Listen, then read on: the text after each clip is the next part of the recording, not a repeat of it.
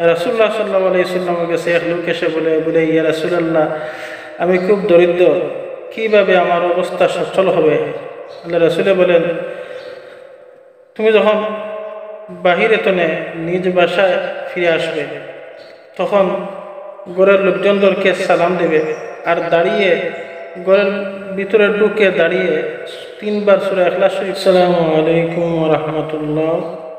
আমার দেশবাসী ও আমার মুসলমান প্রিয় দিনী ভাইরা, আল্লাহর রহমতে আশা করি সবাই ভালো আছেন, আলহামদুলিল্লাহ।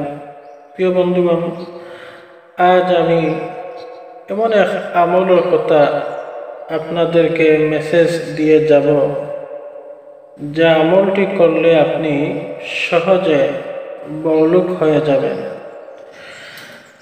প্রিয় বন্ধুগণ, দেখেন, আমাদের সমাজে বহু মুসলমান দিনী ভাইরা আছে যে বড়লোক হওয়ার জন্য কতই না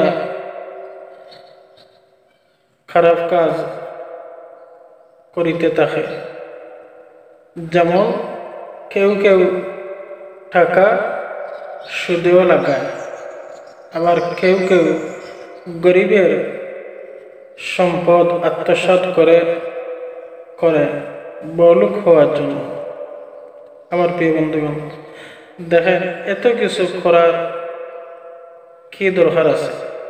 এত কিছু খারাপ কাজ করে আর আপনি জাহান্নামের উপযুক্ত হয়ে আর এই বড়লোক হয়ে কোনো কি লাভ আছে? কোনো লাভ নেই। এটা কোনো বুদ্ধিমানের কাজ হতে পারে না। আর বুদ্ধিমানের কাজ হলো সেই যে কোনো খারাপ কাজে দিকে চলে না বা কোনো খারাপ কাজ করে না। আল্লাহ তো একজন আছেন, আল্লাহর উপর বিশ্বাস রেখে আল্লাহর কাছে চায়, আর তার নিজের তনিতনের দ্বারা যদি হালাল খেয়ে যায় আর আল্লাহর কাছে চায়, নেক আমল করে, অবশ্যই সে ব্যক্তি আজ হোক কাল হোক সহজে বড়লোক হতে পারে, আল্লাহর উপর বিশ্বাস রাখিলে। প্রিয় বন্ধুগণ, আমাদের দেশে দেখেন, অনেক বাংলাদেশের মধ্যে অনেক ফ্যামিলি রয়েছে যে এত দরিদ্র ফ্যামিলি যে দিন আনে দিন খায়। যেমন ধরেন, সে যদি কর্ম করে, আজ কর্ম করে তাহলে খাবার জুটবে, আজ যদি কর্ম না করে, কাজ না করে, খাবারও জুটবে না। এমন এক ফ্যামিলিও রয়েছে আমাদের বাংলাদেশে। কিন্তু মনে আক্ষেপ থাকে, হ্যাঁ রে, আমি কোটি টাকা যদি মালিক হতাম তাহলে এই দুনিয়ায় জিন্দিগি আমি কত আরাম আয়েসে বিলাসিতার সহিত কাটিয়ে দিতাম, দিন ইসলামের জন্য আমি খরচ করতাম। এরকম আক্ষেপ থাকে, ঠিক কিনা? এদের জন্যে আমার আজকের এই মেসেজটি হলো। প্রিয় বন্ধুগণ, দেখেন, সহজে বড়লোক হওয়ার যে আমলটি আমি এখন আপনাদেরকে বলবো, তাহার আগে একটি শর্ত রয়েছে। শর্তটি হলো, আপনি যে কাজটাই করেন আর যে কর্ম করেন, আপনার মন পরিষ্কার রাখতে হবে। মন পরিষ্কার রেখে আপন মনে আপনি সেই কাজ, আপনার সেই কর্মটা করে যেতে হবে। আর 2 নম্বর শর্ত হচ্ছে, আপনি সে আমলটা করতে হলে 5 ওয়াক্ত জামাতের সহিত নামাজও পড়তে হবে। আপনি যে কাজটা করেন, যে কাজের মধ্যে থাকেন না কেন, আপনি চেষ্টা করবেন যে 5 ওয়াক্ত নামাজটুকু আদায় করার জন্য জামাতের সহিত।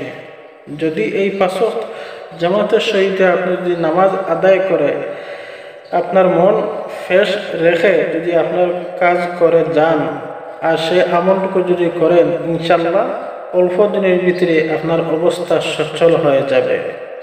প্রিয় বন্ধুগণ, সে আমলটি হলো, আপনি যখন বাহিরে যাবেন, আপনার ঘরের মানুষ, আপনার বিবি সাহেবানিকে সালাম দিয়ে যাবেন।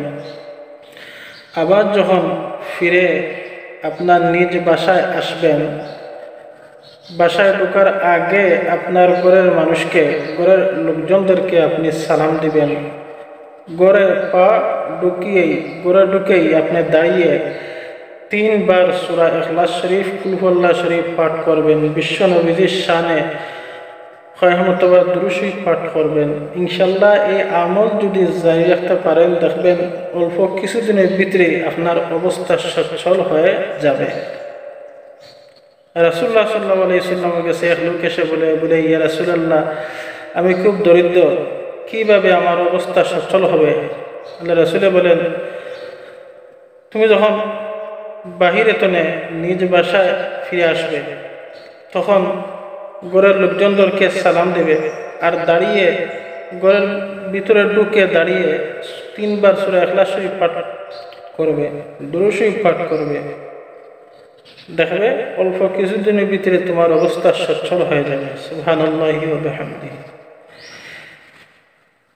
প্রিয় বন্ধুগণ, ভিডিওটি ভালো লাগলে অবশ্যই আপনাদের মতামত জানিয়ে দেবেন, আর ভিডিওটি ভালো লাগলে চ্যানেলটি সাবস্ক্রাইব করে রাখেন। আসসালামু আলাইকুম।